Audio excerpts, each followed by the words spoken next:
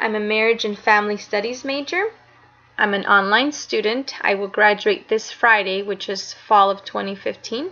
I've been married for 16 years and have 5 children, ranging from 3 to 13 years old. The arrangement of the internship site. I have a personal relationship with the Eagle Rock Elementary as my husband teaches there, and I have 3 daughters that attend the school. I was attracted to the school because it's very close access to my home.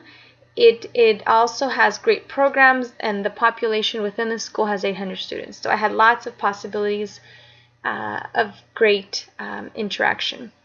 I contacted the principal, Ms. Stephanie Leach, and I let her know what kind of internship I was seeking as a marriage and family studies major, and she was glad to have me and work at the school. About Eagle Rock Elementary. It's a unique school where it has 3 schools within one campus. It has the main school that filters from the local neighborhood, and within that there's a special education program for physical needs that goes from preschool to 6th grade, a special education that's for emotionally disturbed children from moderate to severe, and the program begins from 1st grade to 6th grade. And this is where my husband teaches. He takes care of the upper grades, 4th through 6th. There's also transitional kindergarten, which are almost 5-year-olds to 6th grade. The second school is the highly gifted school, and I have a daughter within that school, and she's in 6th grade. And that begins in 3rd and goes through 6th. And then there's the gifted high ability school, and that program begins from 2nd grade to 6th grade, and I have a 4th grade daughter in that program.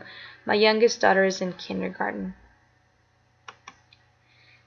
The amazing thing to this school, to this site, is the added services and programs that it offers. They have an on-site school psychologist, an on-site psychiatric social worker that's just for special education children, an on-site psychiatric social worker in general. Her name is Miss Barrios, and she's who I interacted with quite a bit.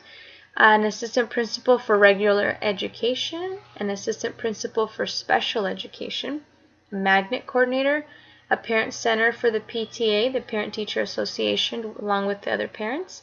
And they also have a Kids Hope program, which is an at-risk youth church-based program that has an agreement with the school to work alongside, and it's a great program. Some of the responsibilities, I had many, and I was grateful for the different opportunities that I had. I taught a social skills course to 4 kindergarten classes and 1 6th grade class. I did attempt to add different grades. Unfortunately, the 11-week period that I was there didn't fit with the other classes, and so I was blessed enough to have the 5 classes that I taught the social skills to. For the kindergarten classes, there was already a social skills program set up by the district, the Los Angeles Unified School District, and the program is called Second Step, and it's based off of facial recognition and feelings, and I had puppets that I worked with and different cards, and this is the way that I was able to help the younger children in understanding the social skills. For the 6th grade class, I taught from a curriculum that I came up with based on a needs analysis that I spoke to the teacher, Ms. Kim. And these are some pictures of the children working on a specific project that we had for that week, and as you can tell, we had a great time as we were learning about social skills. Some of the other responsibilities I used my skills for were in observing in 12 classrooms that range from preschool to 6th grade, and I gave them written reports of my observations. I met with the psychiatric social worker once a week, Ms. Barrios, that I mentioned before. I attended several parent education meetings with her, and I also plan to teach a parent workshop alongside her.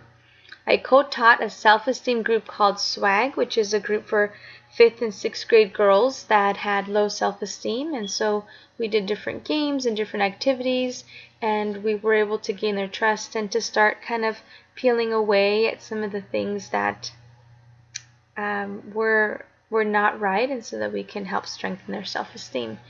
I also met and talked with parents in the Parent Center, which was a great spot for me to be stationed when I was working on class reflections or doing different research or class prep for a different lesson that I was working on. Parents would come in and I would talk to them, and they would feel comfortable in sharing and asking questions as they knew what my internship and my expertise of areas were. I also attended Parent Center meet and greet events twice on Fridays during my duration of the internship. And like I mentioned before, I met with the Kids Hope program several times and developed a lesson for their program. I met with my internship coordinator 3 times for the duration of the internship to check in with my objectives and how everything was going. I scheduled to have her come in and observe while I taught so she would get an idea, and so that was of great benefit.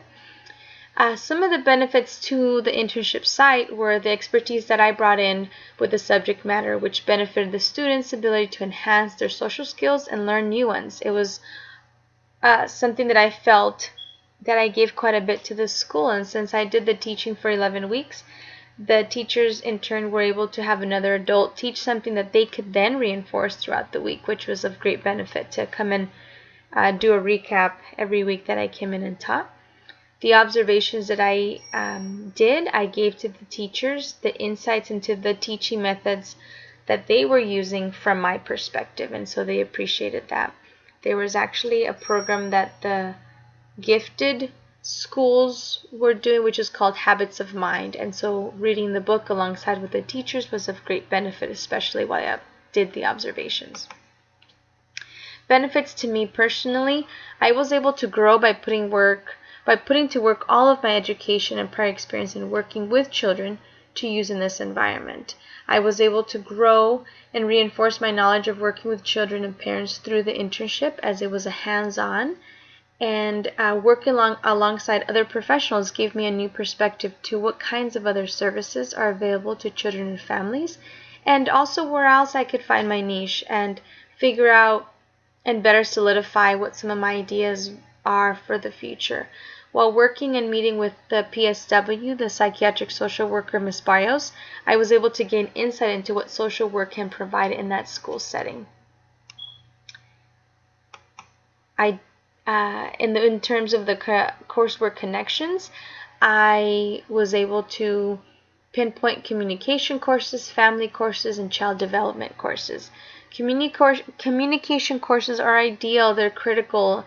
They were in use daily while I was working with children, parents, teachers, and administrators, and other professionals. Knowing specific skills to communicate effectively allowed me to make the best use of my time during my internship, making sure that the ideas that I had were being communicated effectively and that it was reciprocated as to what the end goal was. The family courses in each area provided me with the perfect amount of scaffolding to build on while working with children and families. Being able to help families in a gospel-centered way was of great, amazing benefit in terms of me having the gospel knowledge and turning it into something neutral that I could teach, but I was still drawing from the BYU Idaho model of being a disciple leader.